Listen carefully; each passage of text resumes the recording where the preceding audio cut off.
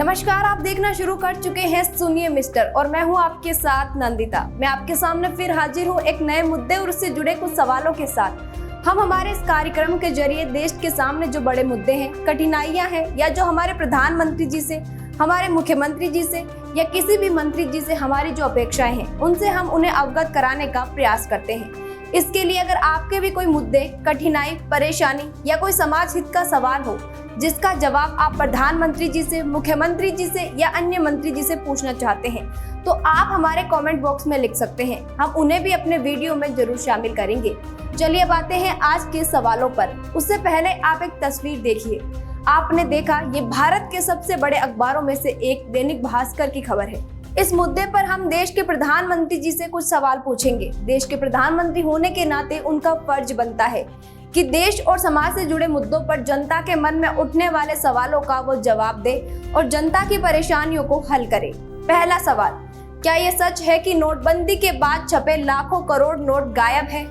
दूसरा सवाल, क्या गायब हुए नोट ब्लैक मनी है? तीसरा सवाल, क्या ये जानकारी सही है कि मुंबई और गुजरात से करोड़ जाली नोट जब्त किए गए हैं?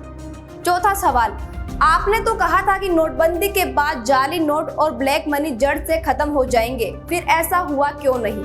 पांचवा सवाल, क्या आप हमें बता सकते हैं कि मुंबई और गुजरात से कितने करोड़ जाली नोट जब्त किए गए हैं? छठा सवाल, ब्लैक मनी के नोटों का गायब होना और उसके बाद मुंबई और गुजरात से जाली नोट मिलना, क्या इन दोनों घटनाओं का आपस में कोई संबंध है? सातवां सवाल, नोटबंदी के बाद जब 500 और 2000 के नए नोट आए तो ये दावा किया गया था कि नए नोट में एक चिप लगी हुई है जिससे चाहे नोट जमीन में भी छुपा रखे हो तो मिल जाएंगे।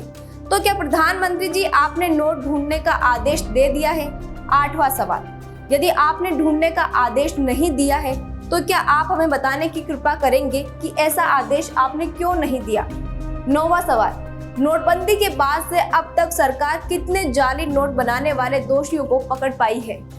10वां सवाल, जाली नोट बनाने वालों के खिलाफ क्या आपकी सरकार ने कोई सख्त कदम उठाया है या कड़ी सजा का कोई प्रावधान किया है? 11वां सवाल, अगर नोटबंदी के बाद भी पहले की तरह काले धन की जमाखोरी और जाली नोटों का बनना जारी है तो फिर नोटबंदी से देश को क्या फायदा हुआ? क्या आप हमें बता सकते हैं? मैं फिर हाजिर होंगी एक नए मुद्दे और उससे जुड़े कुछ सवालों के साथ जिनका सीधा ताल्लुक आपसे हो, यानी कि देश की जनता से हो। तब तक के लिए आप देखते रहिए सुनिए मिस्टर। नमस्कार।